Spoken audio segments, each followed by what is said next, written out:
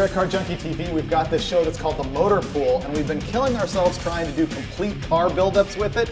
And instead we decided it would just be fun to show you some of the cars that come and go here at the shop all the time, because we're always buying and selling and scheming. So check this out. This is our latest score. We're pretty proud of it.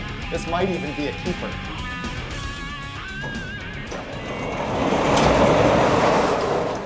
Ta-da! Check it out. This is our '59 Buick Invecta Wagon. I bought this thing on eBay, I don't know, a month or so ago, something like that, and the guy just delivered it this weekend. And it's better than we thought it was going to be. Look at the style of this thing. Look, it's full Batmobile here in the front end. The front bumper's a little mangled, but he actually gave us a new one. I paid $1,200 for this, by the way, which I know looks completely ludicrous with the condition that it's in. But look at the style. Look how it's got like the little guy with the helmet and the feather in his cap. We like the Buick emblem right here. You just don't see stuff like that on cars anymore.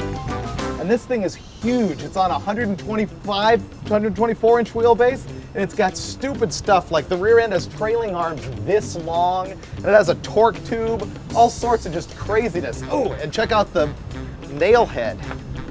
If I can even get the hood out without scalding myself. There it is.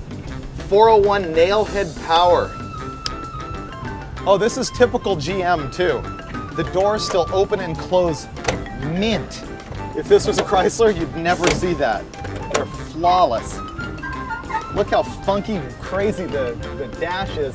And the thing I really like about it is that the brake pedal not only has two arms coming off of it, but the pedal itself is light blue like the rest of the interior.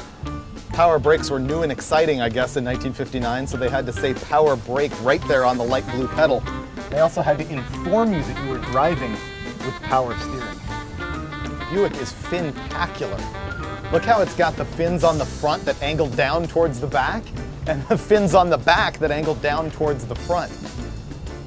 This is sheer greatness. I've always loved '59 Chevys, which have a big batwing on the back of them, and this is like almost the same thing. Obviously designed with the same ethic at GM of the day, when they were trying to make everything space age. Look at the crazy detail they put into everything in the 50s, like those little, rocket turbine things around the rear window hole and things like that. They never would design a car this absurd these days, and that's what makes it great.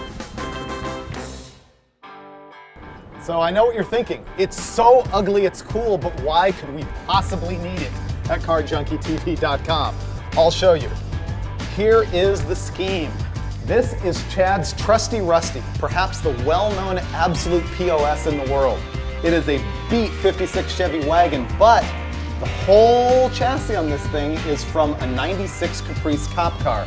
Actually, I think Chad's is from a 94, but it's got the LT1 in it and the overdrive transmission and everything. The whole frame from the cop car is on this body, and the body is channeled over it. So check this out.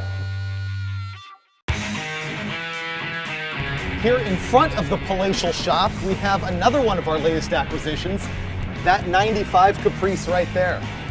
This is a genuine 9C1 cop car, which means it has the 350 LT1. Actually, you could get the 4.3 LT1 in a cop car, but this is a 350, and it's got the good brakes, PBR calipers, the whole thing, big rear end, sway bars, extra cooling, the whole shebang. And I paid $550 for this thing from a fine gentleman up in the desert of California, and we discovered that it does great fire road action. This thing is Baja ready. But unfortunately, we are going to pull the body off of this and put that Buick wagon on the chassis. Stay tuned for that on CarJunkieTV.com.